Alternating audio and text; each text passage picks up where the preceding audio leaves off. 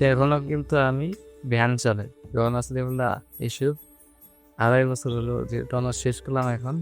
Second year থেকে আমি van চালাইয়া কিনে একবার করে আমাদেরকে শার্ট প্যান্ট দিত। আসলে ইয়ের উপরে তো আসলে করার সাধ্য ছিল না ওই সময়। দেখতাম যে সবাই ধরেন যে অনেকের আছে প্রত্যেক ঈদে ঈদে নতুন জামা কিনত, বিভিন্ন উৎসব উপলক্ষে জামা কিনত। তো আমরা তো এক জামা ইউজ করি ১ বছর। তখন খারাপ লাগতো।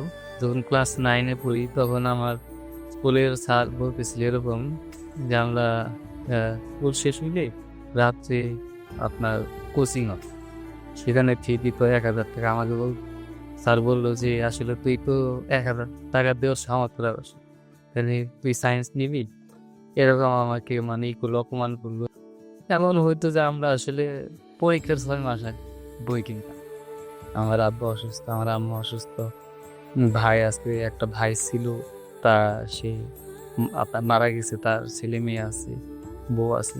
তো আসলে আমার যে মেজো ভাই ওর পক্ষে আসলে এত খরচপাতি দেওয়া সম্ভব না, এই আর কি। আর আমাদের তো তখন তো আসলে মাংস কেনার সামর্থ্য ছিল না, তখন তো মাংস কেনার সামর্থ্য হয় না, বড় দিয়ে যখন